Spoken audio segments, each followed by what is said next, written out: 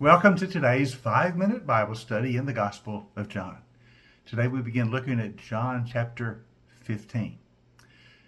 For today's session, we're going to read the first 8 verses. Here's what Jesus says to his disciples. I am the true vine. My Father is the gardener.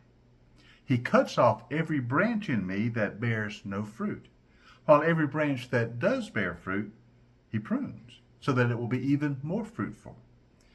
Now you are already clean because of the word I have spoken to you.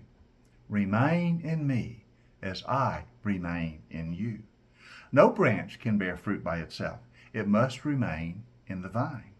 Neither can you bear fruit unless you remain in me. I am the vine, and you are the branches. If you remain in me, and I in you, you will bear much fruit. Apart from me, you can do nothing.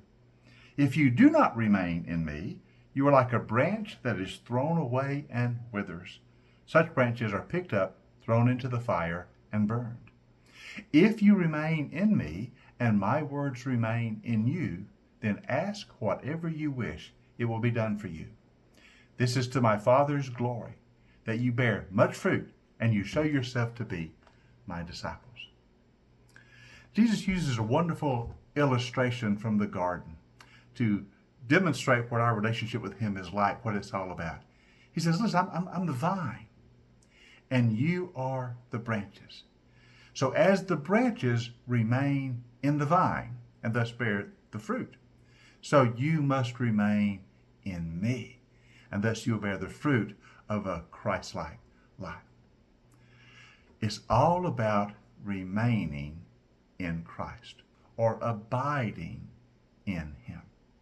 Over and over and over again in these few verses, Jesus says, remain in me, and I will remain in you. If you remain in me, you'll bear much fruit. Apart from me, you can do nothing. Remain in me.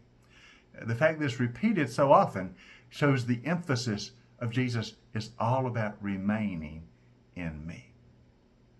Now, to be honest with you, there used to be a time when I would read this verse and it would sort of frighten me a little bit, especially the first couple of verses, for it said, every branch that does not bear fruit will be removed or will be cut off. And you used to think, oh no, if I don't bear enough fruit, I might be cut off.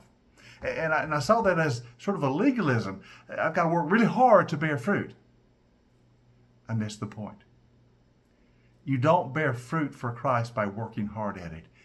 The fruitfulness of the Christian life comes from simply remaining in Jesus. Now she says, the branch does not bear fruit of itself. The branch bears fruit because it is in the vine.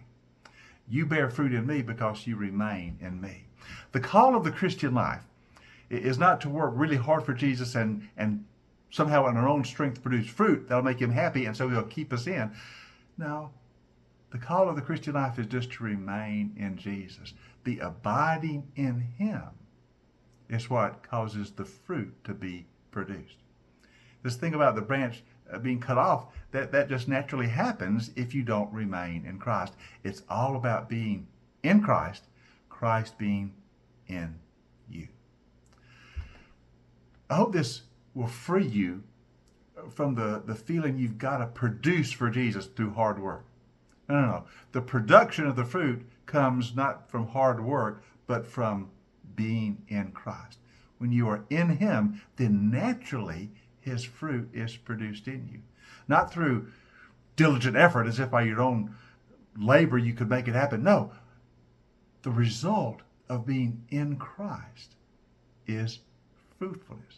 This is why Jesus says again and again, remain in me, I will remain in you. If you are in me, you will naturally produce fruit. The branch must stay in the vine.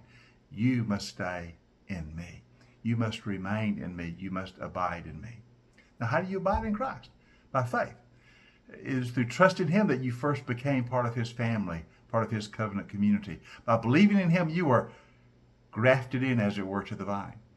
And now you remain in him by believing, by trusting. Keep your trust in Jesus. Keep living in him, believing in him, trusting him. As you remain in him, the fruit will be produced. So he says,